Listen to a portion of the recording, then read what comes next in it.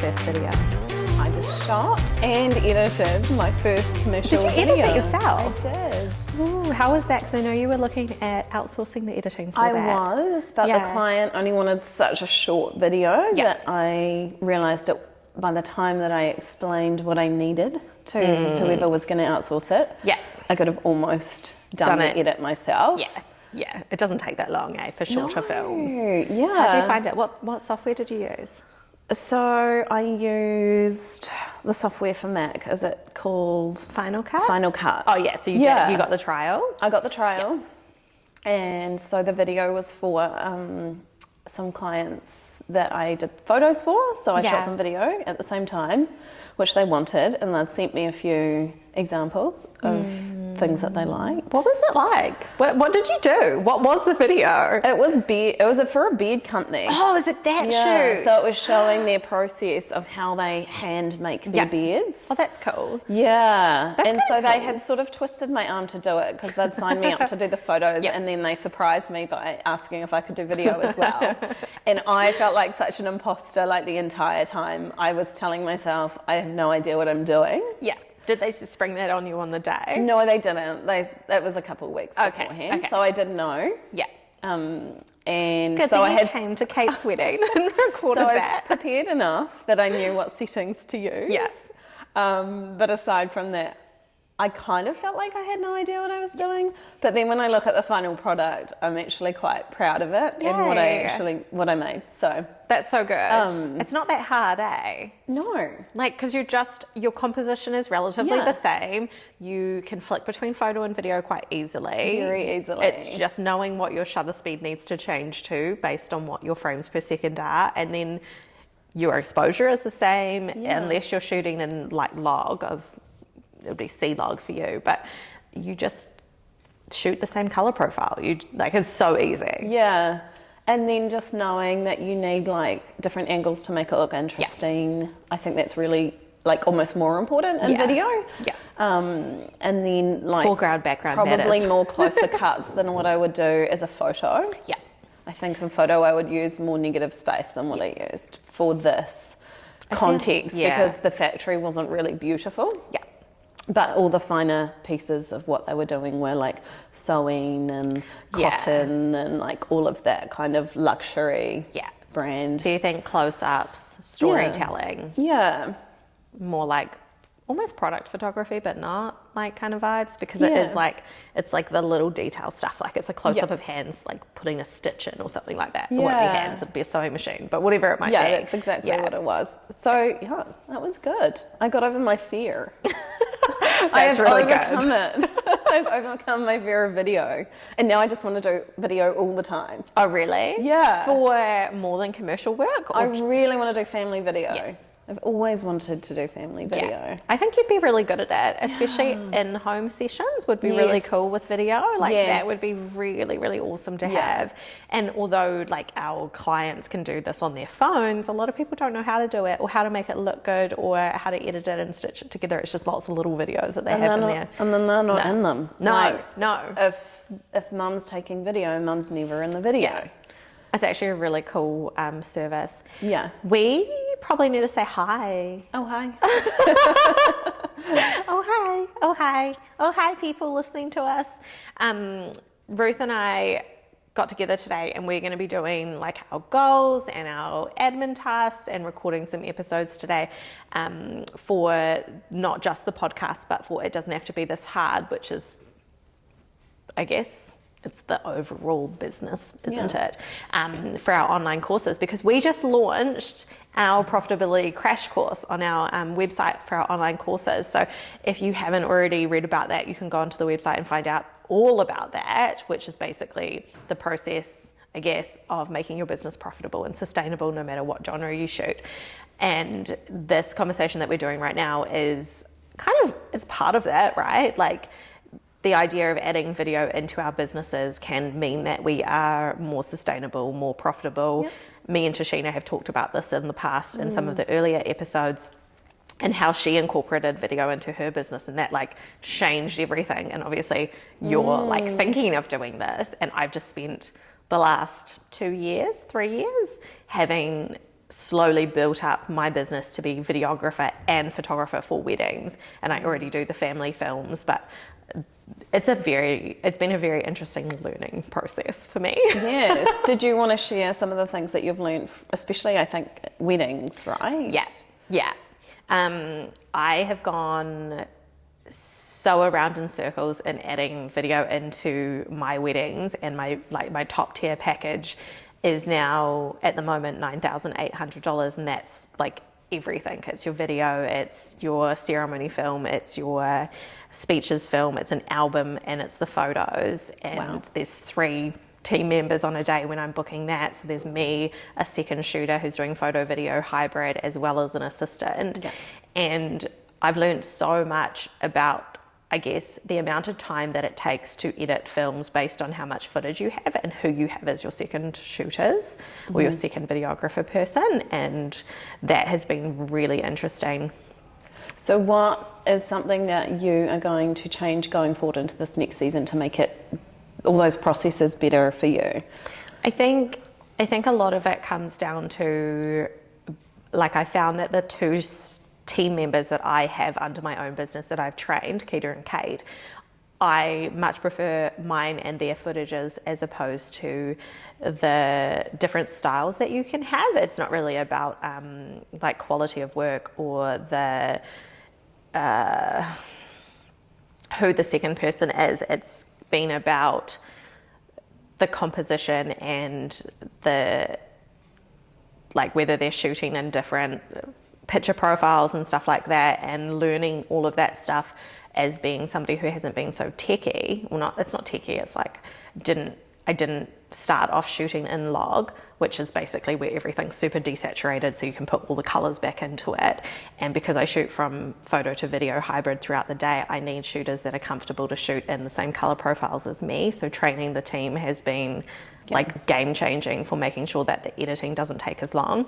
As if you have a second person who's not part of your team and you're sitting there trying to edit, you've got like 4 or 5 different camera angles going through a ceremony, and they're all different color profiles because the models of camera are different, or the color settings are different, or even the what is the word for, you know how we take photos and you can take them in 4:3, or like the ratio. Yeah. So the same thing applies for videos, but obviously it's like 16:9 and like all those different ones. I've had people who have shot with their own cameras, and their settings for that are 2 different things. So you have to be able to then zoom in or crop, and it's got to be 4K or 2K at least to be able to crop it in without losing the 1080p quality of the video. Like, there's so many things like that when you first get into doing video, just probably go like right over people's heads. Yeah. Because they went over my head. Yeah.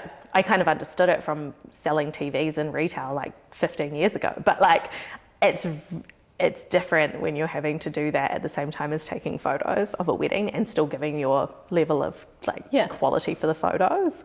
I don't even know if I answered your question, but it's just really good to vent about these things.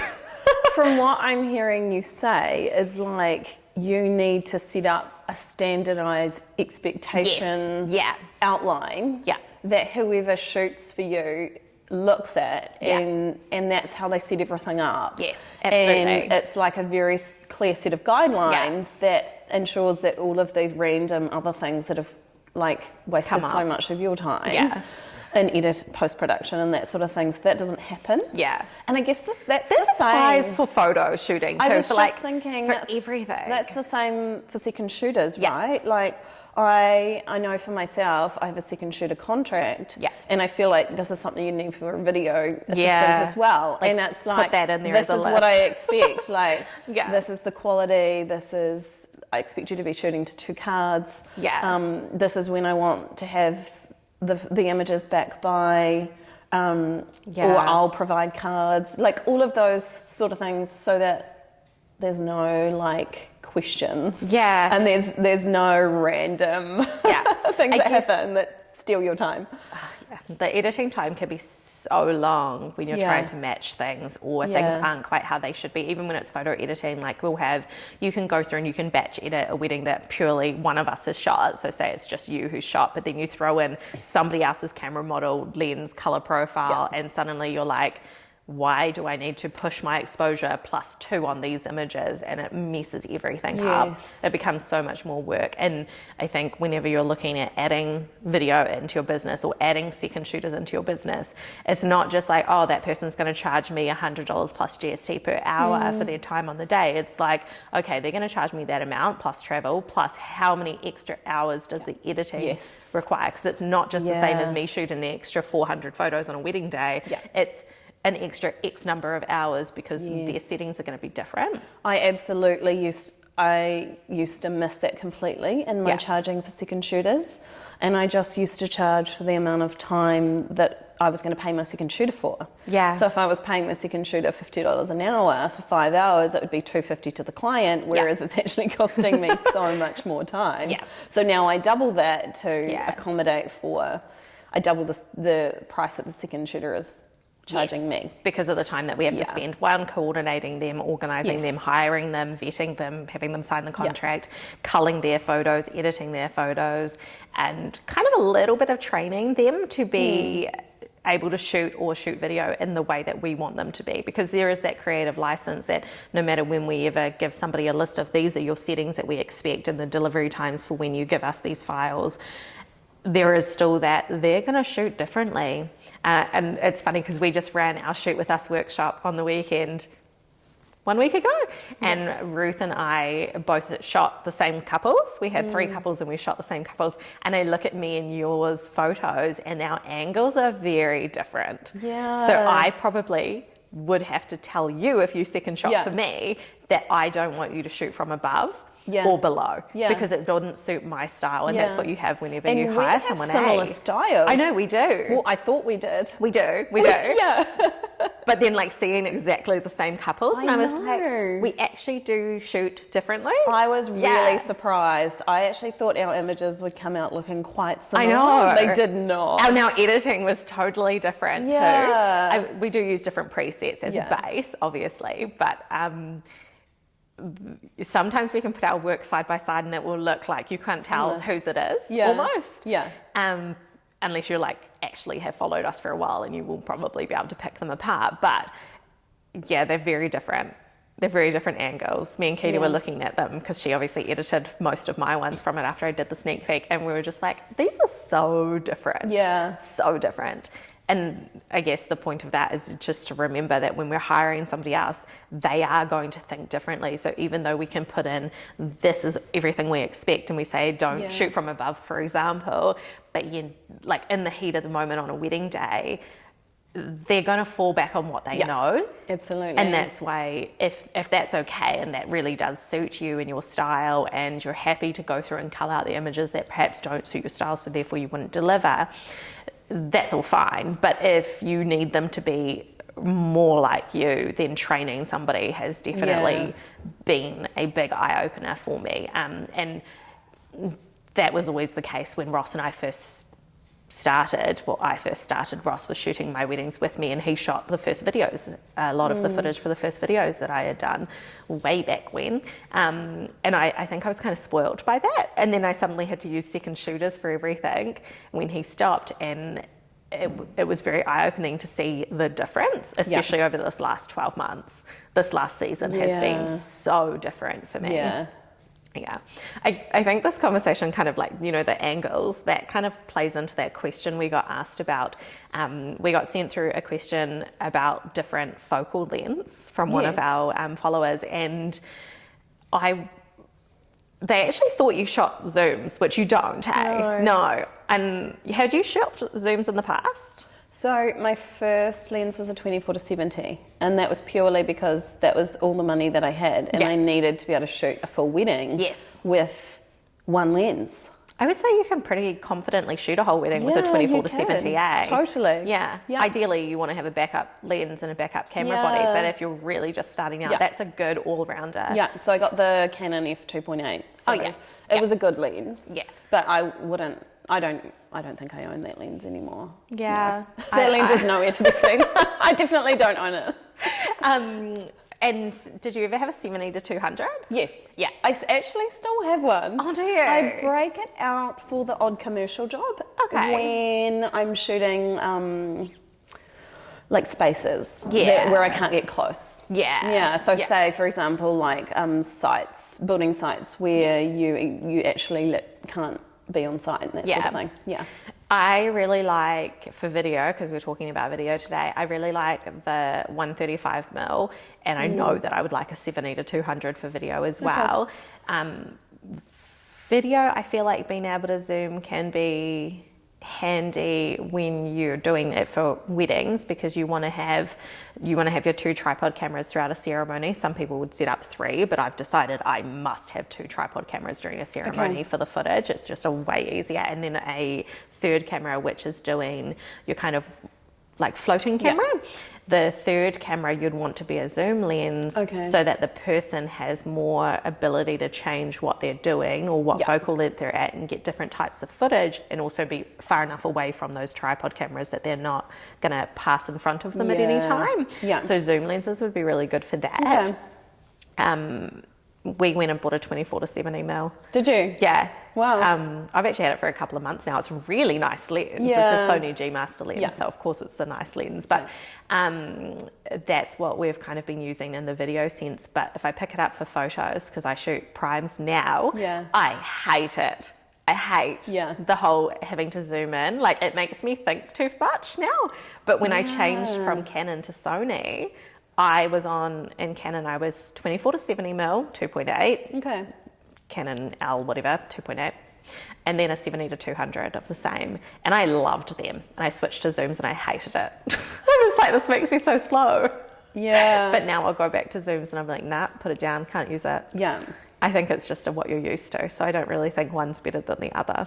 I always found that, and I especially noticed this when I built my first prime, it made me see differently.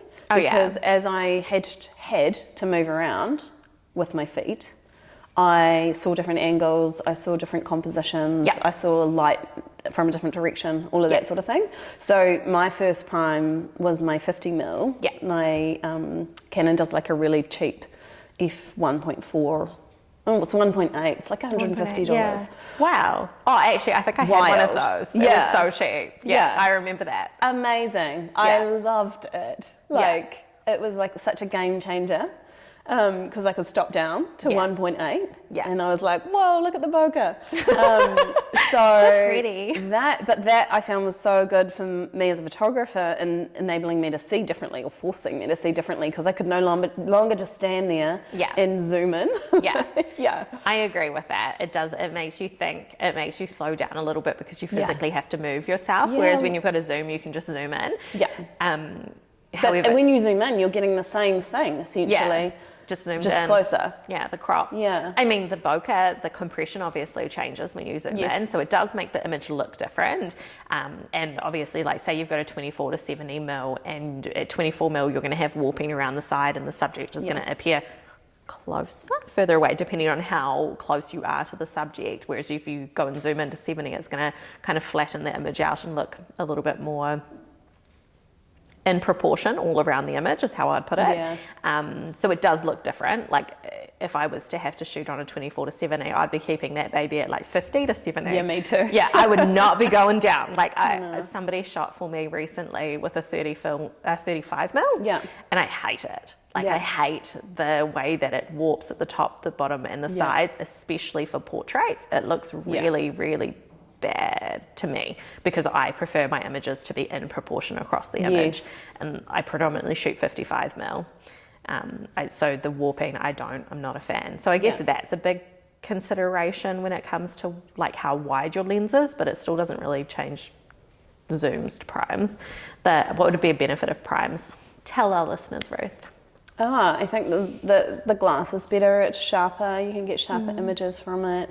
You can stop down further. Yeah, I'd say the stopping down. So by that, for the people who don't know, stopping down is when your f-stop is able to go to like 1.2 or 1.4 or 1.8, 2.8, whereas a lot of the cheaper zooms will be sort of f4-ish, and your more expensive step up is 2.8. But I don't think I've ever seen a zoom can go down more than that. Have you? 2.8? I feel like 2.8 is like the think limit. So, yeah. We could be wrong. Yeah. We don't really look at gear that much, but I feel like I would be. Yeah, I agree. Yeah. So that means that you can't get as much light. So that would be the difference, right? You can be more versatile in that you only have to have 2 lenses as opposed to like a kit of 4 of them. Yeah. But to get those different focal lengths, but you do lose out on the light. So if you shoot daytime all the time, that's fine. But if you want to be able to shoot low light, like sunset, blue hour time, and not have so much grain, 1.8, it's real nice. I guess that answers the question in that I'm still surprised that somebody thought you shot zooms, but yeah. I'm not sure where that came from. I don't know either. Maybe you've been seen in pictures with a zoom lens. Like maybe one of your like personal branding photos is your zoom. That was Katie's. Yes, I was not holding my own camera. Oh, right. I was holding another photographer's camera who was photographing me with my camera. Well, there you go. That's where it came from. And she, I think, had a 24-70 on. Yeah. Oh, that's cool. That person was very observant. Yeah, they were super. I'm going to go and find that camera now. Is it a different brand too? No, it was a Canon. Oh, okay. Yeah. I have a question for you. Yes. When you were buying your mirrorless camera, did you consider video then? Yes. Yeah. I very much Because your considered. one's real good at video, eh? Oh, yeah. That was the reason why I got the R5 over getting 2 R6s. Oh, yeah. So, I mean, both the R5 and the R6 do beautiful video, but I knew that the R5 was really good for video. Yeah. In terms of the stabilization and that sort of thing. Do you know whether it can do 4K at 50 frames, 60 frames? I do not know that. Yeah, I'd find that out because that makes a big difference for, like, I guess these days, if you are looking to invest in your business and you're wanting to incorporate video into it, most people's TVs are 4K. Most people's computer screens are 4K. Yeah. So having so a camera, should I be shooting 4K? if you can, yes. I can. But so your camera will be able to do it, but Yeah. you want it to be at 50 or 60 Yes. frames or 100 frames per second. Otherwise, if it's 25 frames per second, you can't slow it down. Yeah. Which means that when you're doing like say you're doing like a commercial job and you want to like zoom in prettily on the albums we put on the table here or something like that, say we're making an album promo, if you're a little bit shaky because it's handheld, if you don't have a gimbal and you want to slow it down to help stabilize it, you can't if it's shot at 25 frames per second. Because you can't half that, whereas 50 frames you can because it becomes 25 frames when you slow it down by 50%. It's more very technical, blah, blah, blah. It looks so much better slowed. It That's does. what I did for my... Yeah, so that's why you want to shoot at that 50 or 60 frames. So if your camera can do 50 or higher, then that's going to be way better at 4K. I feel confident that it can do that. Yeah, unless you're super stable or you have a gimbal, in which case 25 frames per second will be fine, but you'll never be able to slow it down. So if you can shoot higher, it's better too. Yeah.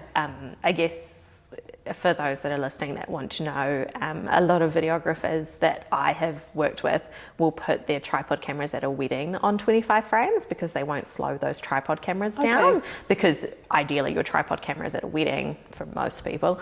Some people, I could be wrong, I haven't been doing this for that long, would do the 2 tripod cameras or the 3 tripod cameras, and it's real time, so they're not slowing it down because they're going to provide a ceremony film to the client. So it's documentary, so that's why you can do that. And because it could be at 25 frames. Yeah.